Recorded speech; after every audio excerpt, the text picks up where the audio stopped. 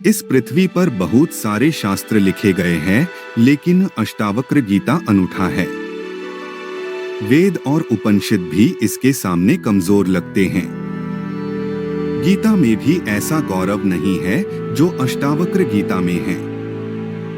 इतना शुद्ध और निर्मल वक्तव्य समय और काल के अतीत पृथ्वी पर दूसरा नहीं है।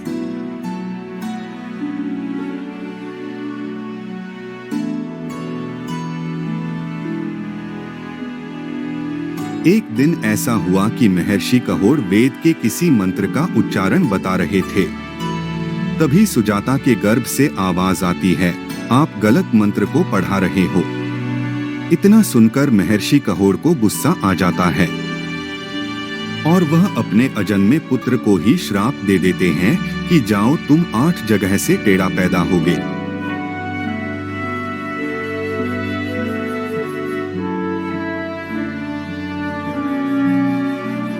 युग बीते पर सत्य न बीता, सब हारा पर सत्य न हारा।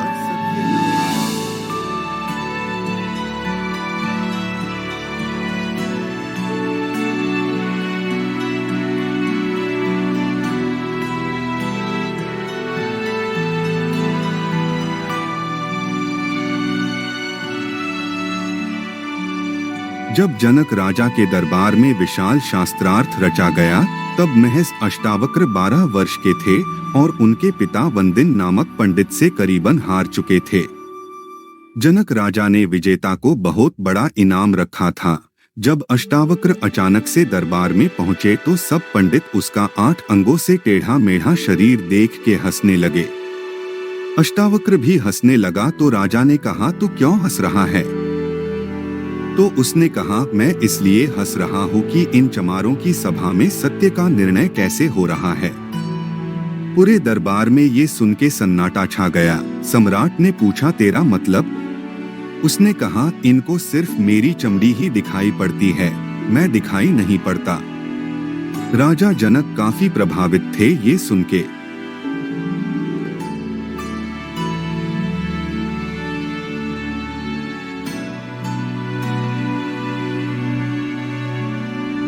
यह संवाद कहोड़ ऋषि के पुत्र अष्टावक्र और राजा जनक के बीच घटित हुआ।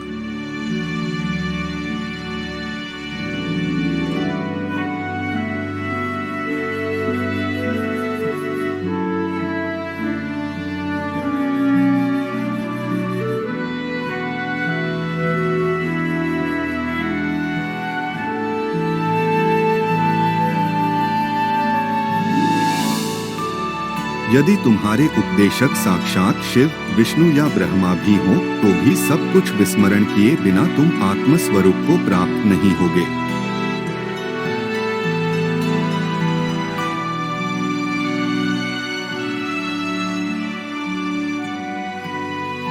अष्टावक्र कहते हैं, जिन्होंने ज्ञान और योग दोनों का फल प्राप्त कर लिया है, वो सदा संतुष्ट, शुद्ध इंद्रियों वाले और एकांत में रमने वाले हैं।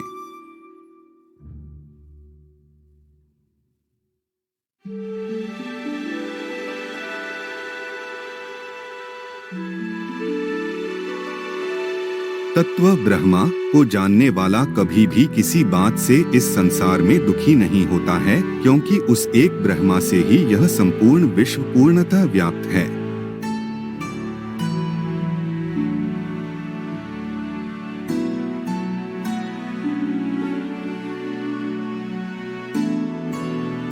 अपनी आत्मा में रमण करने वाला किसी विषय को प्राप्त करके हर्षित नहीं होता, जैसे कि सलाई के पत्तों से प्रेम करने वाला हाथी नीम के पत्तों को पाकर हर्ष नहीं करता है।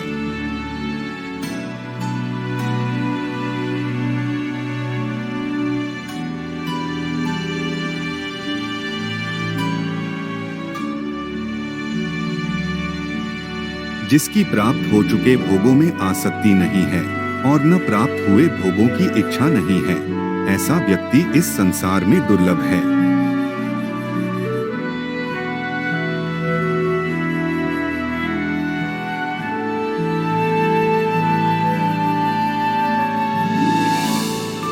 इस संसार में सांसारिक भोगों की इच्छा वाले भी देखे जाते हैं, और मोक्ष की इच्छा वाले भी, पर इन दोनों इच्छाओं से रहित महापुरुष का मिलना दुर्लभ है।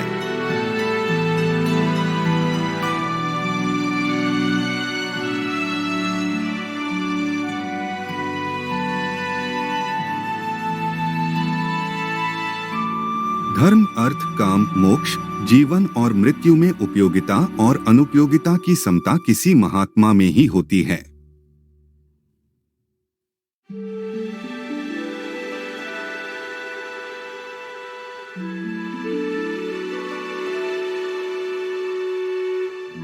वह न तो इस संसार का अंत चाहता है और न ही इसके निरंतर अस्तित्व को तुच्छ मानता है। वह जैसा है वैसा ही जीवन जीता है, संतुष्ट और कृतज्ञ महसूस करता है।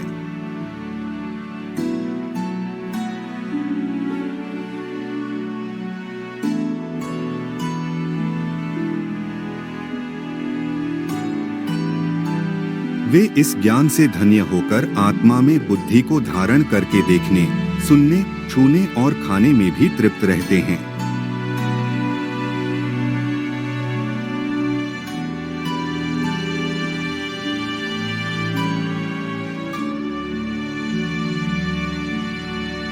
वे दृष्टि को शून्य रख के और अस्थिर इंद्रियों की चेष्टा को नष्ट करके इस अशक्त संसार रूपी सागर से न तो आसक्ति रखते हैं और न ही विरक्ति।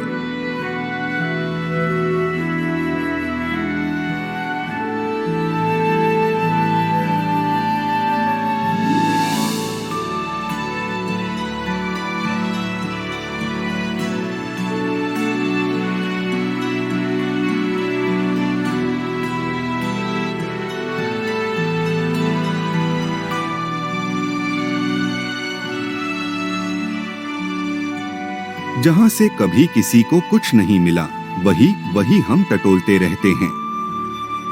इस धरती पर जितने भी लोग हुए, उन सबने धन खोजा लेकिन सब निर्धन ही मरे। सबने पद खोजा, सबने प्रतिष्ठा खोजी, सबने इज्जत खोजी, सबकी मिट्टी हो गई। बड़े बड़े सम्राट तुम जहां चल रहे हो वहां दबे पड़े हैं और धूल बन चुके हैं।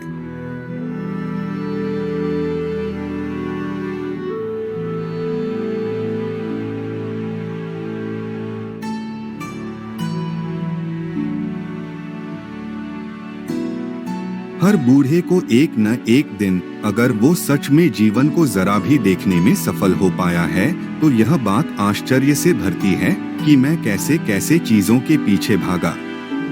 धन, पद, मोह, स्त्री, पुरुष, क्या क्या खोजता फिरा। भरोसा नहीं आता कि ये सब मैंने खुद किया है। अब तुम चकित होकर सोचते हो कि कितना मूर्ख था मैं, कितना अज्ञानी था मैं कि मैंने पूरी जिंदगी मूल्यहीन चीजों के पीछे दौड़ने में लगा दी।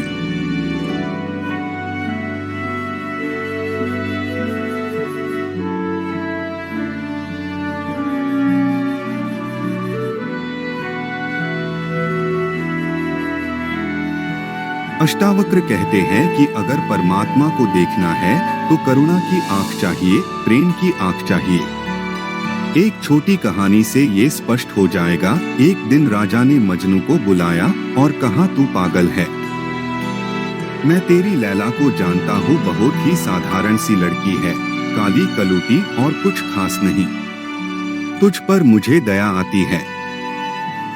ये राजमहल में जो लड़कियां खड़ी है, ये इस देश की सुंदरतम लड़कियां हैं। इसमें से कोई भी एक को तुम चुन सकते हो। मजनू ने कहा, इसमें लैला तो कहीं नजर नहीं आ रही। ये तो लैला की चरण की धूल भी नहीं है। सम्राट ने कहा, मजनू तू सही में पागल हो गया है।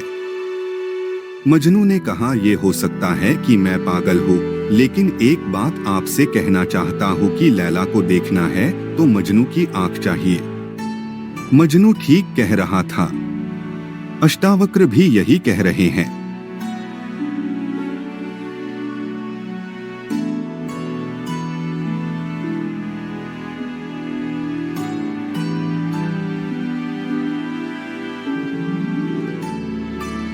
अष्टावक्र कहते हैं कि इसी क्षण, अभी और यही परमात्मा के दर्शन हो सकते हैं, यदि तू देह को अलग करके चैतन्य में विश्राम करता है।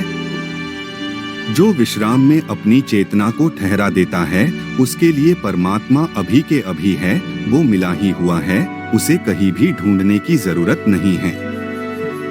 जिसे तुम निरंतर खोज रहे हो वो कभी खोया ही नहीं है, वो तो तुम में सदा के लिए है। उसे तुम कहाँ ढूंढ रहे हो, वो तुम्हारा स्वभाव ही है। जरा झांक के तो देखो अपने अंदर। तुम उसको ढूंढने के लिए जहाँ भी दौड़ रहे हो वो भी तुम्हारे साथ साथ जा रहा है।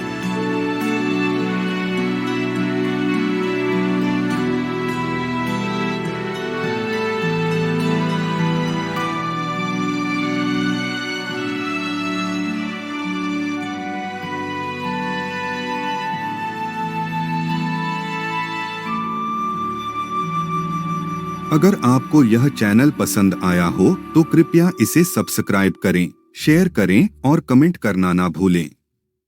धन्यवाद।